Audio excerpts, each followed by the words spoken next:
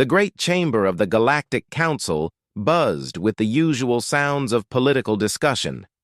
Representatives from dozens of species sat in their assigned seats, arguing about trade routes and territorial boundaries. The massive space station, Nexus Prime, rotated slowly in the void, its lights glittering against the stars. Ambassador Kang De-ho adjusted his simple gray uniform and looked around the chamber. After 20 years as Earth's representative to the Council, he had grown used to being ignored. The major powers rarely paid attention to what humanity had to say. They saw humans as useful but unimportant. The Vorthon Empire claims exclusive mining rights to the Kepler system, announced Council Speaker Veltar, his 6 arms moving in complex gestures. Does any member wish to challenge this claim? Several alien voices spoke at once. The Crystalline Collective wanted the system for its energy research. The Biosymbiont Union claimed it needed the rare metals for their organic technology. Each major power had reasons why they deserved the valuable system. Kang raised his hand. The Human Colonial Alliance would like to speak. The chamber grew, quiet, but not with respect. The silence was the kind that came when adults were forced to listen to a child. Council Speaker Veltar nodded with obvious reluctance. What does humanity wish to say about this matter? Veltar asked. The Kepler system has 3 inhabited worlds, Kang said calmly. The native species on those worlds should have a say in who mines their system. Perhaps the Council should consider their wishes before making any decisions. A few alien representatives made sounds that might have been laughter. War Commander Threx of the Vorthon Empire stood up from his seat. His large reptilian form cast a shadow across the chamber. The human speaks of native rights, Threx said with amusement. These primitives barely understand fire. They cannot make decisions about galactic mining operations. Every species has the right to control their own territory, Kang replied. This is supposed to be a basic principle of the Council. Basic principles are for civilized species, said crystal-mind Zeftar of the Crystalline Collective. His body flickered with patterns of blue light. Humans have only been in space for 200 years. You are still children learning to walk among the stars. Beside Kang, his aide Sojin took careful notes. She had been tracking the increasing tensions between the major powers for months. The Vorthon Empire was building new warships. The Crystalline Collective was expanding their energy weapon research. The Biosymbiont Union was developing new forms of biological warfare. All 3 powers were preparing for conflict, and they saw human space as easy territory to grab when the fighting started. Perhaps, suggested Queen Voice Silandra of the Biosymbiont Union, humanity should focus on matters more suited to their abilities. We understand humans are excellent at cargo transport and basic manufacturing. More sounds of alien amusement echoed through the chamber.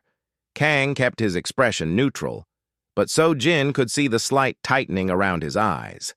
After decades of this treatment, even his patience had limits.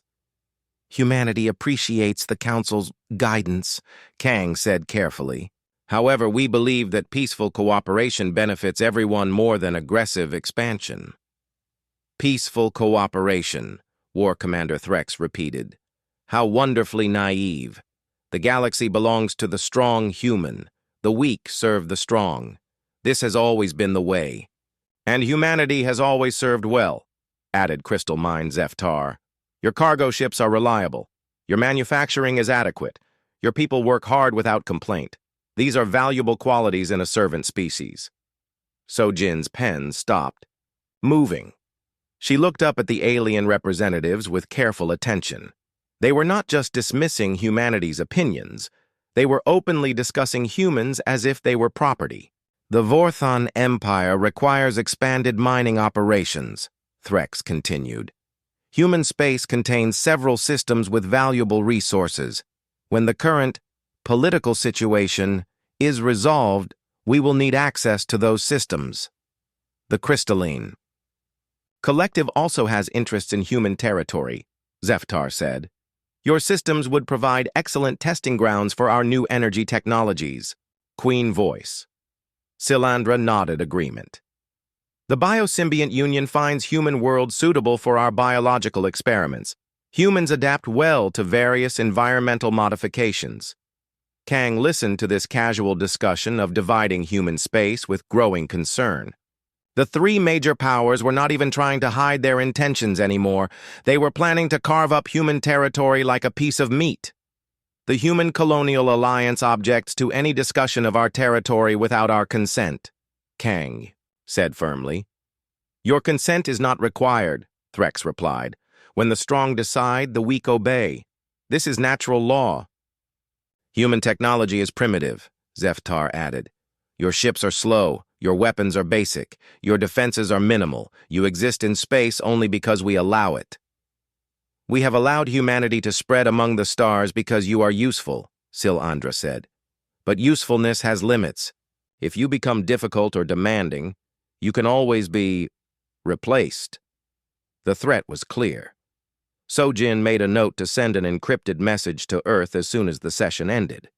The intelligence services needed to know how openly the aliens were, discussing the conquest of human space.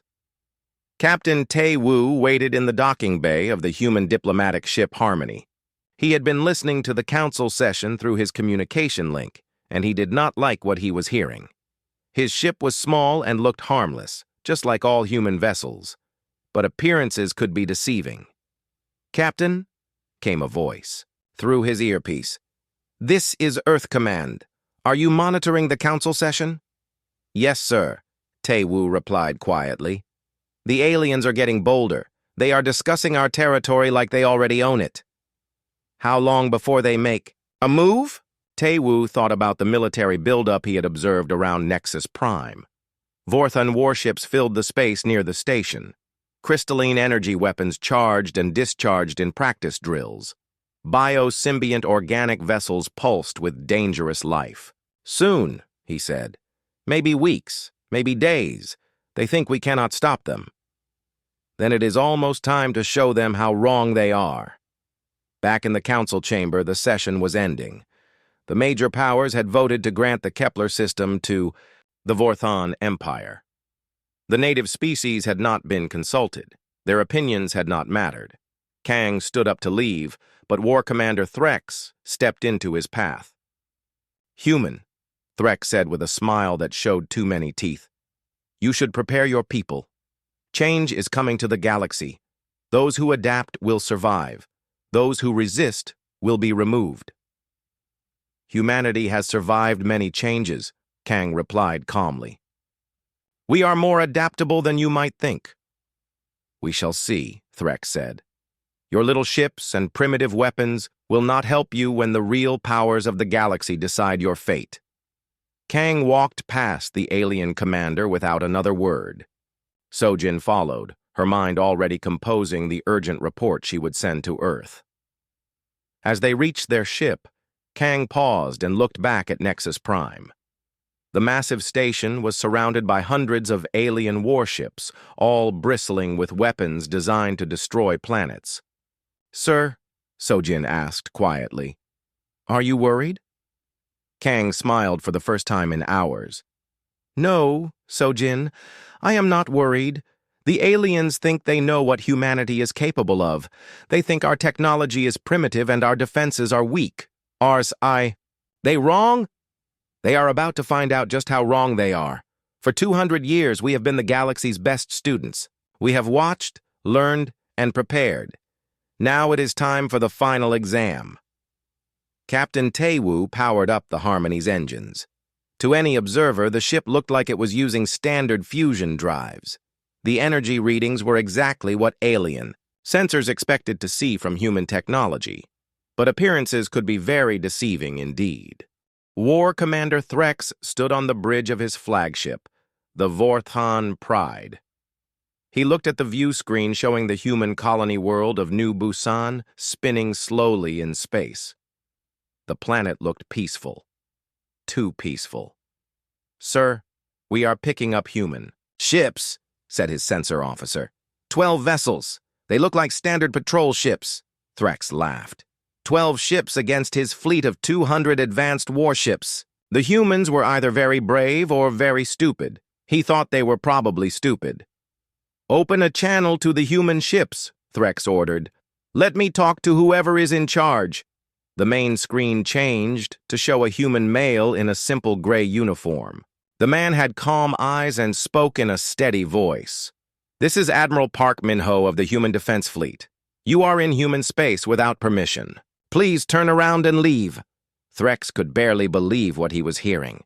Human, I am War Commander Threx of the Vorthan Empire.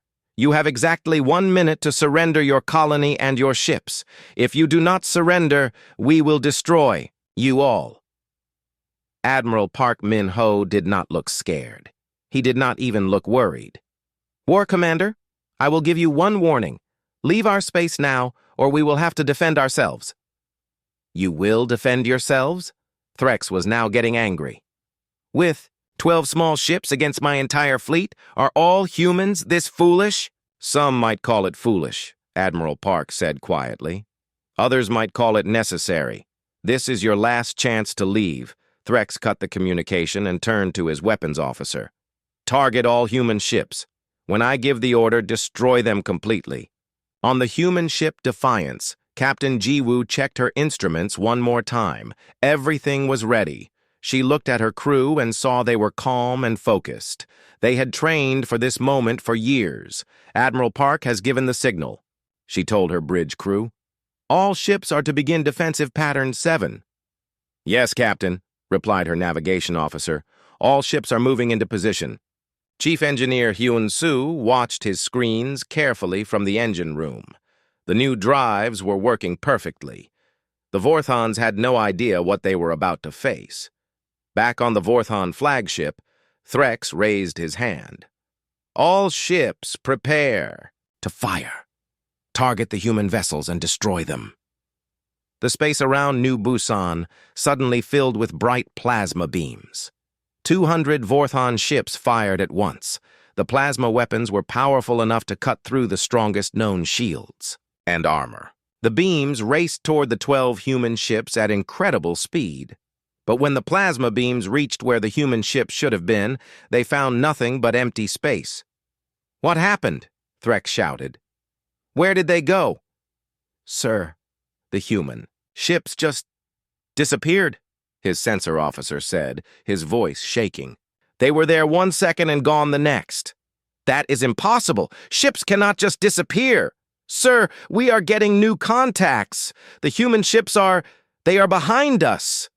Threx spun around to look at his tactical display. The 12 human ships were now scattered throughout his fleet.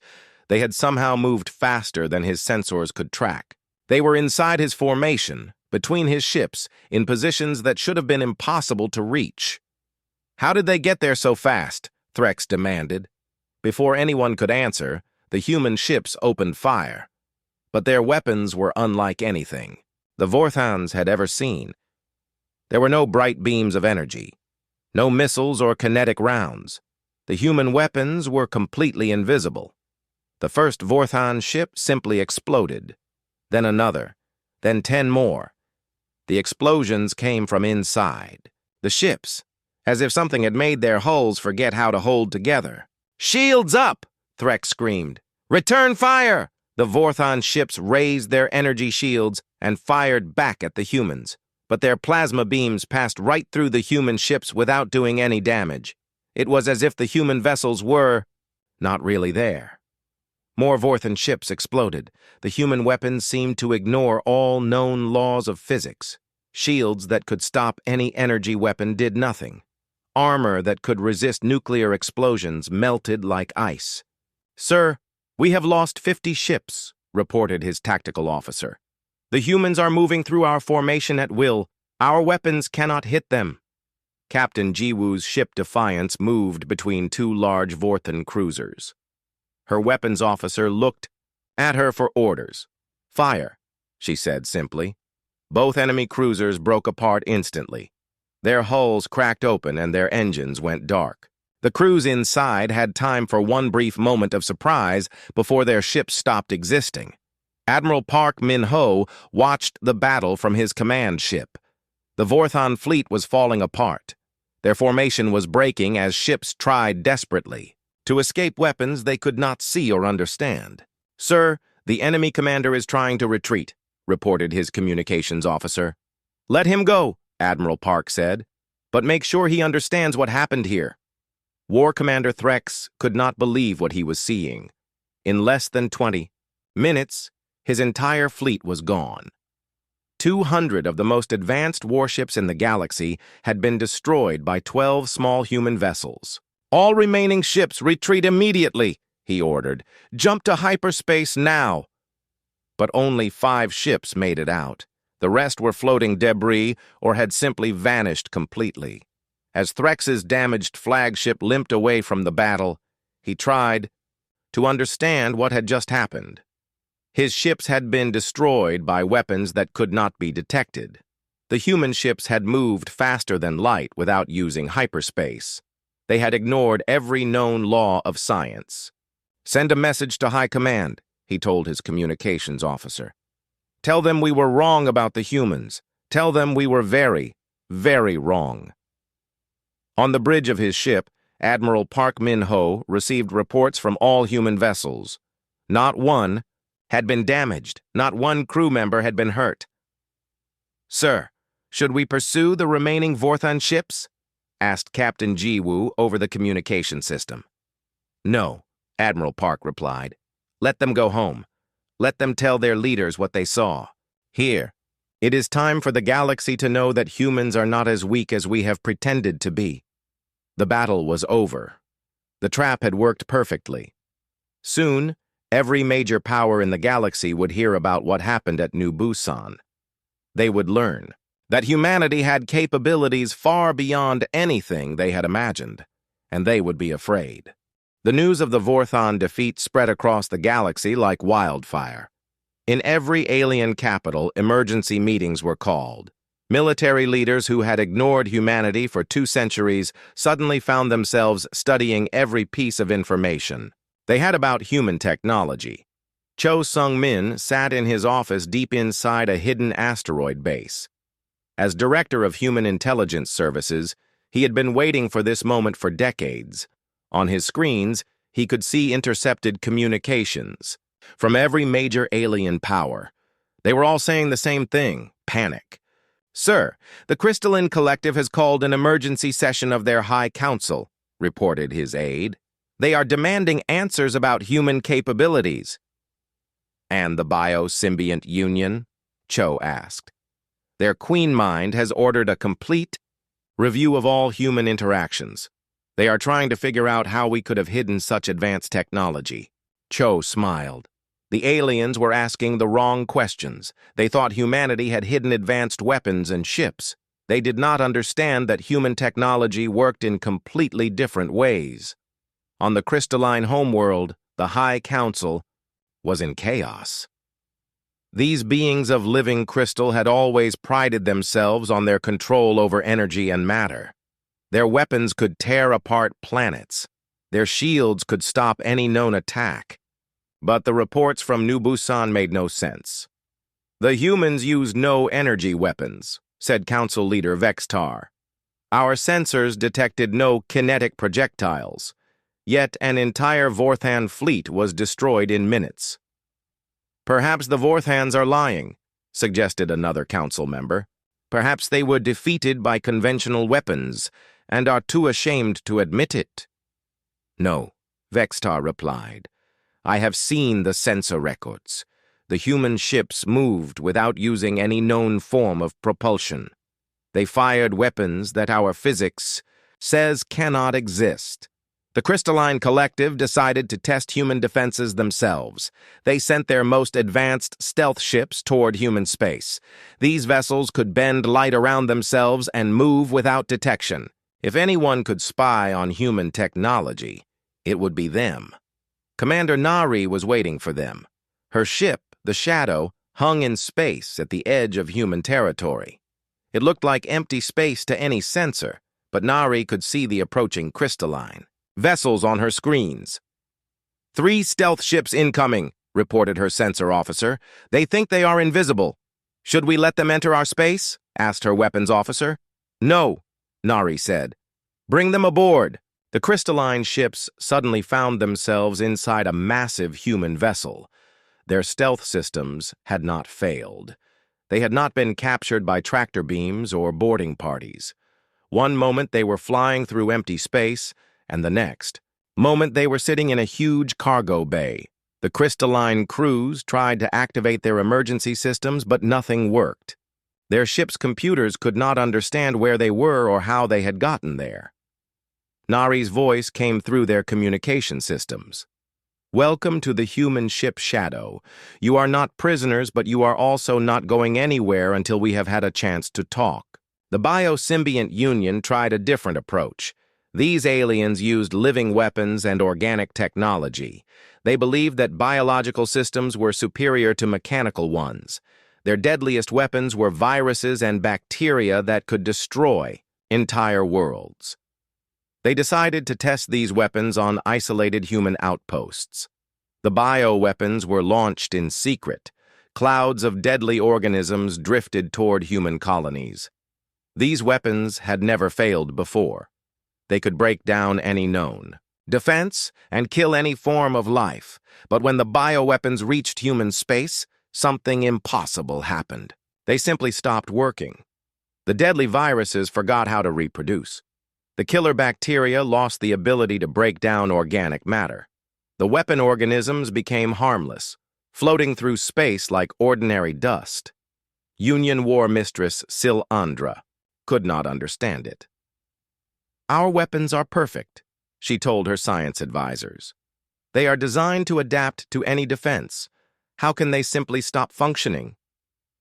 We do not know, replied her chief scientist.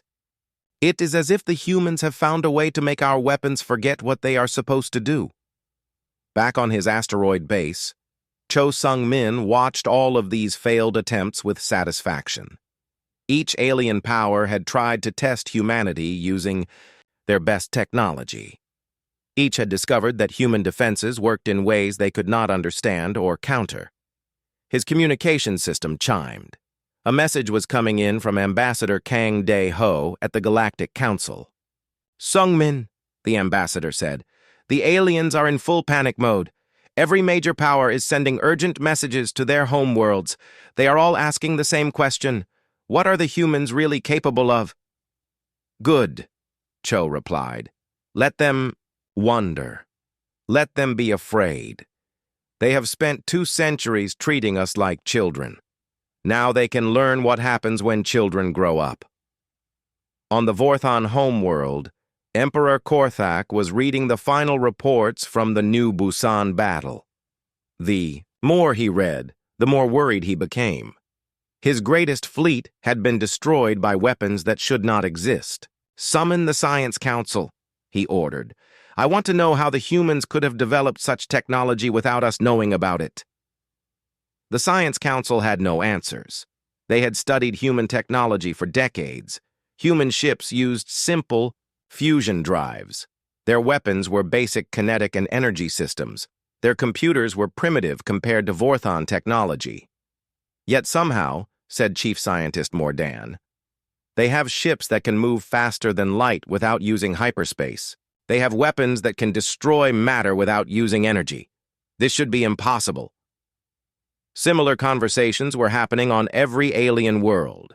The 3 great powers of the galaxy had suddenly discovered that there was a 4th power they had never noticed.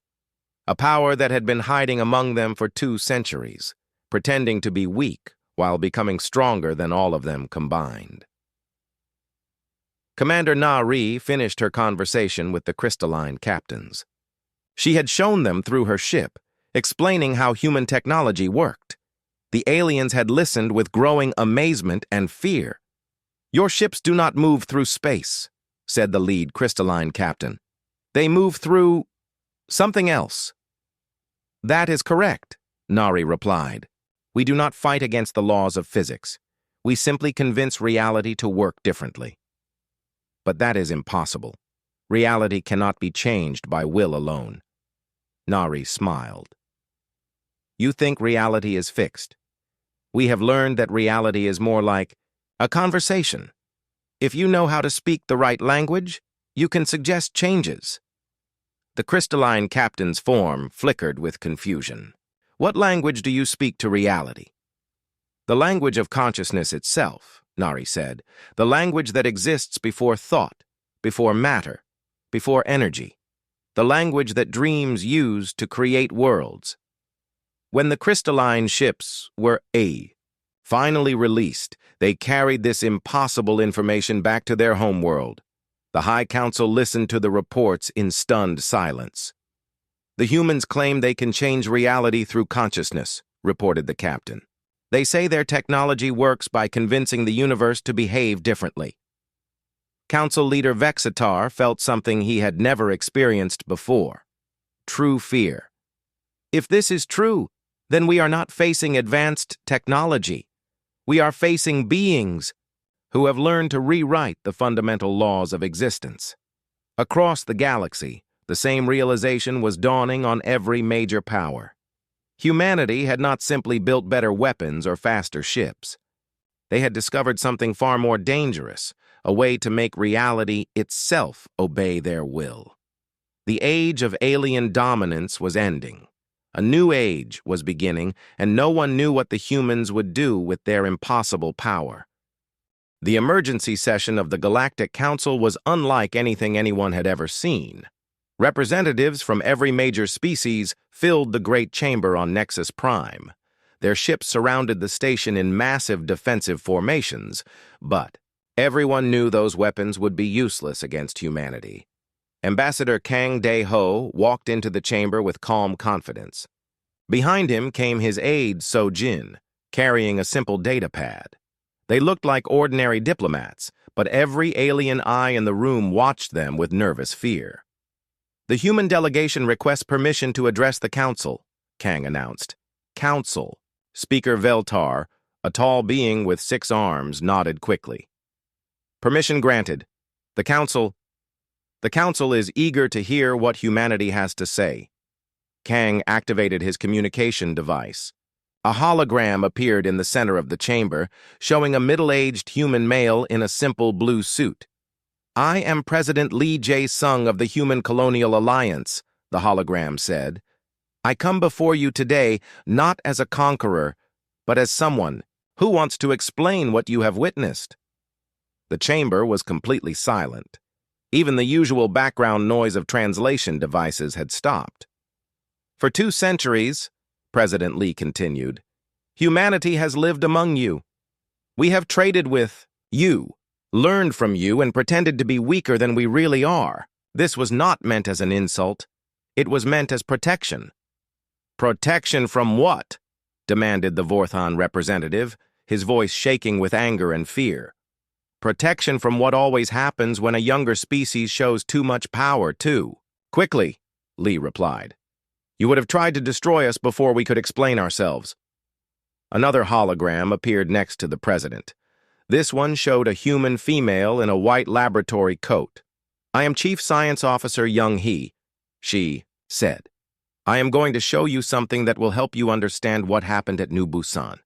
Young-hee raised her hand. In her palm, a small metal sphere appeared from nowhere. It grew larger, then smaller, then changed shape into a cube, then into a flower made of silver metal. This is not advanced technology, she explained. This is consciousness interacting directly with quantum reality. Every human child learns to do this by the age of 10. The alien representatives stared in shocked silence. What Young-hee was doing violated every known law of physics. Matter could not be created from nothing. Objects could not change their fundamental structure through thought alone. Your species, Young-hee continued, have spent millions of years learning to manipulate matter and energy.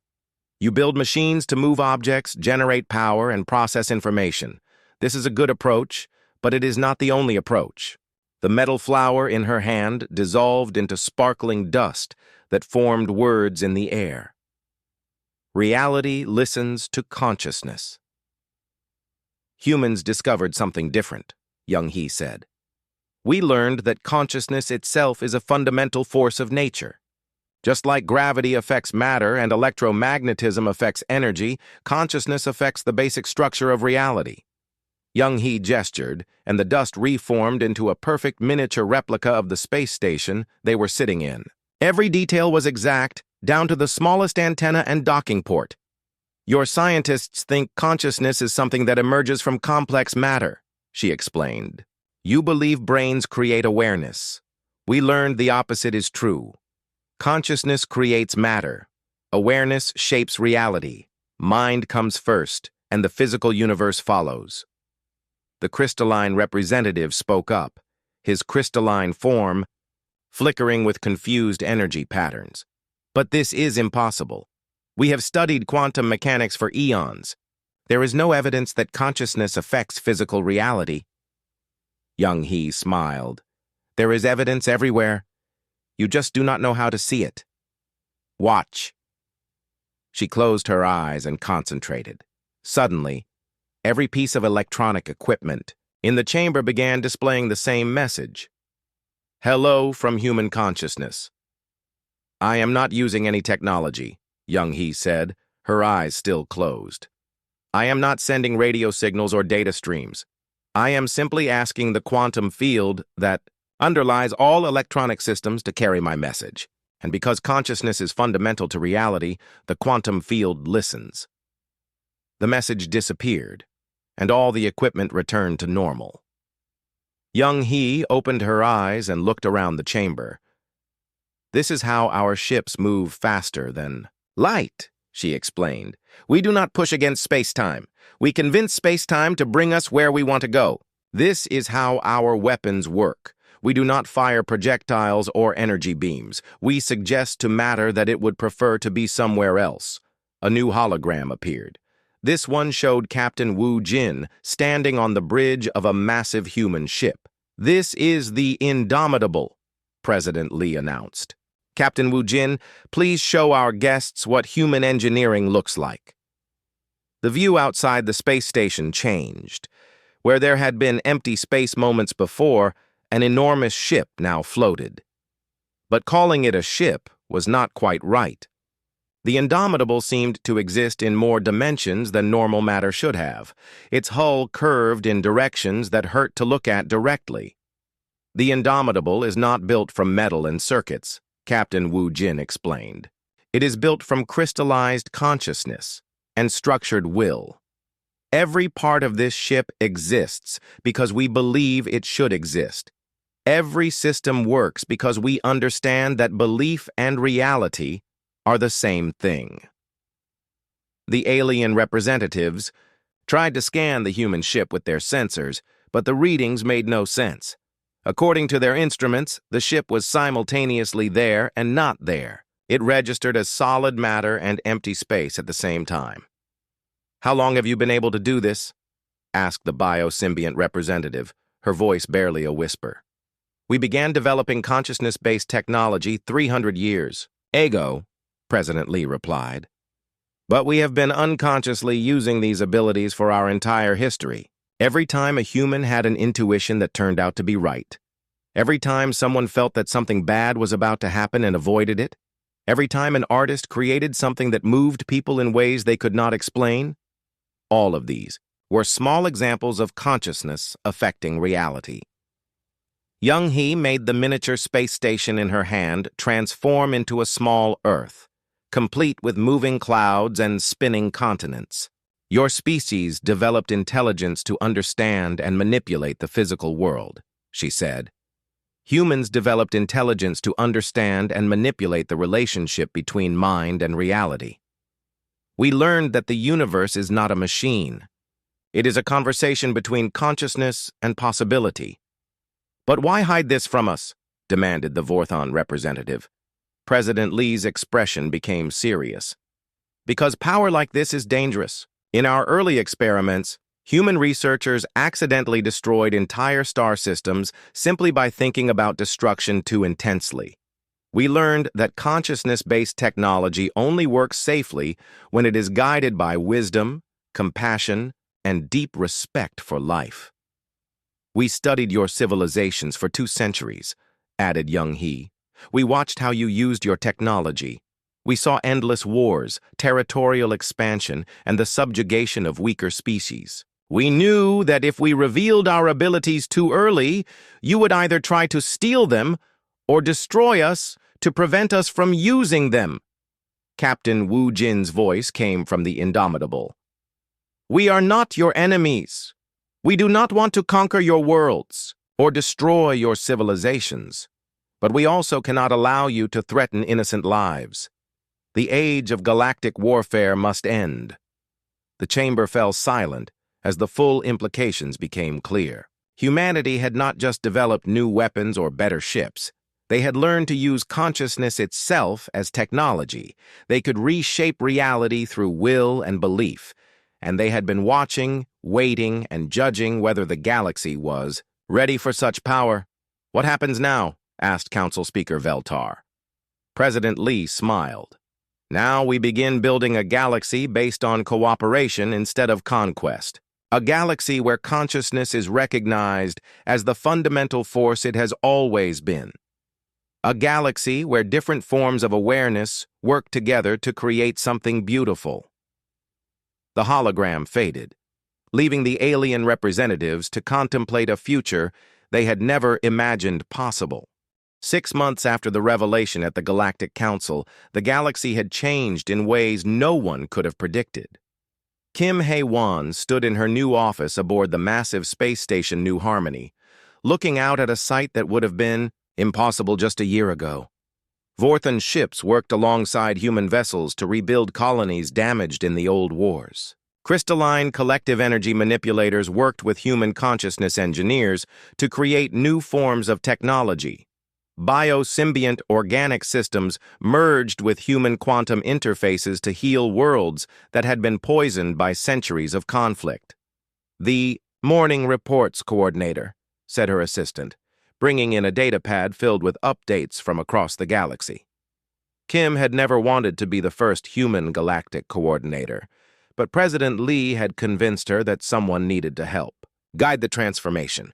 The old system of competing empires was collapsing and something new had to take its place. "How are our Vorthan friends doing?" she asked. "Much better than expected," her assistant replied. "Emperor Korthak has formally disbanded the Vorthan military. They are converting their warships into exploration and construction vessels. The Emperor himself has requested training in human consciousness techniques." Kim smiled. The Vorthons had been the most aggressive of the alien powers, but they had also adapted the fastest once they understood that their old ways of thinking would never work against humanity. Captain Insu's voice came through the communication system. "Coordinator Kim, we are ready to begin the next phase of the joint exploration mission." Kim activated her holographic display. It showed Captain Insu standing on the bridge of the exploration vessel Harmony's End. Around him, she could see crew members from 6 different species working together at control stations. "How is the mixed crew working out?" Kim asked.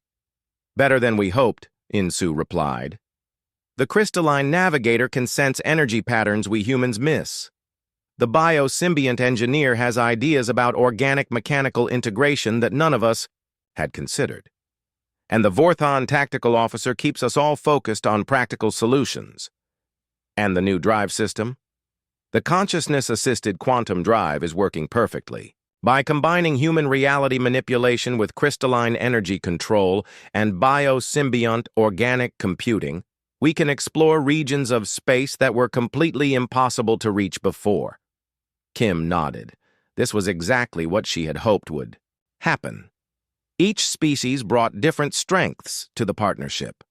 Humanity's consciousness technology was powerful, but it worked even better when combined with other forms of intelligence and awareness. "Take us to the target coordinates," she told Captain Insu. "Let us see what secrets the ancient ruins are hiding." The Harmony's End moved through space in a way that still amazed the alien crew members. Instead of fighting against the laws of physics, the ship seemed to flow with them. Reality bent gently around the vessel, creating paths through space-time that led directly to their destination. 3 hours later, they arrived at a system that had been discovered only weeks before.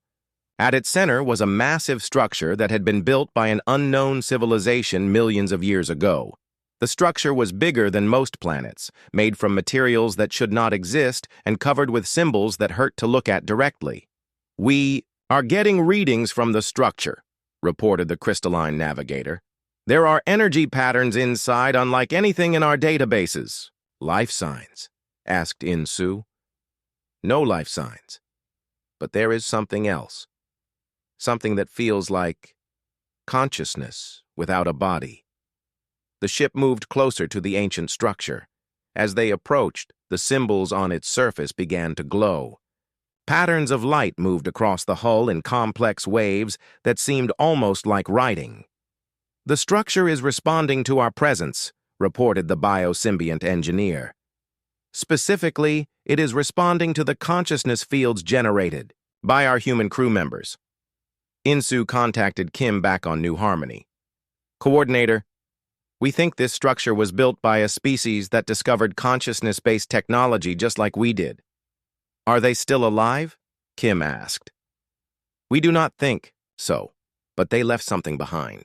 The structure contains what appears to be a vast library of knowledge about consciousness and reality manipulation." Kim felt a chill of excitement and worry. "Be very careful, Captain.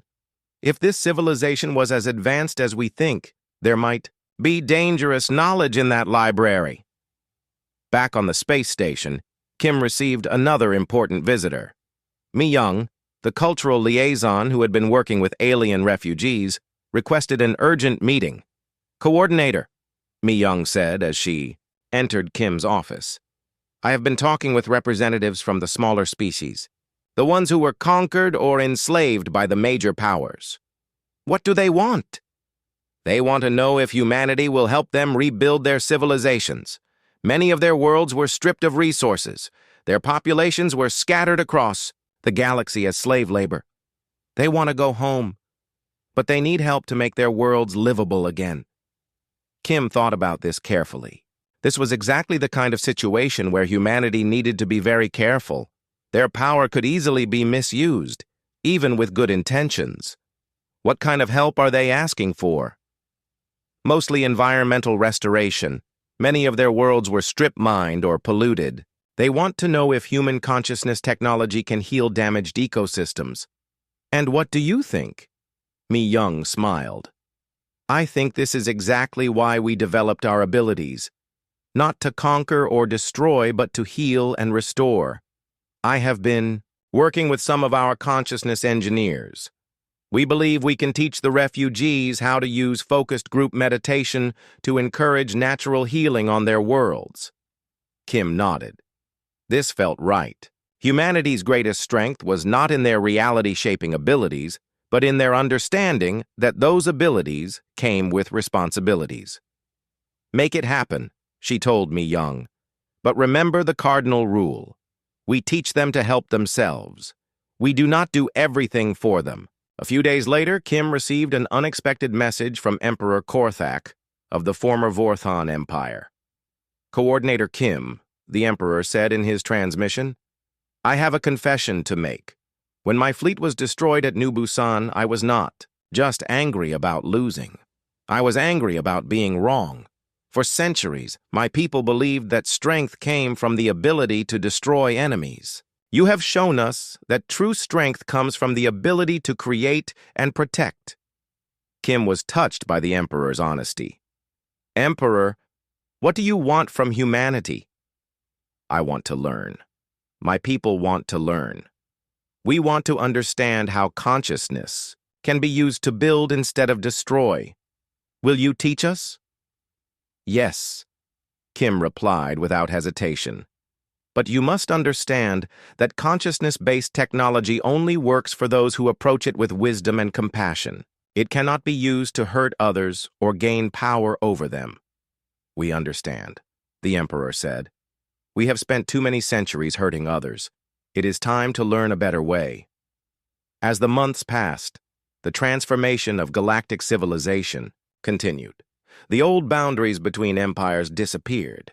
Instead of competing powers, there were now cooperative communities working together to explore, create, and heal. Captain Insu's exploration missions discovered dozens of ancient sites left by previous civilizations that had learned to use consciousness as technology.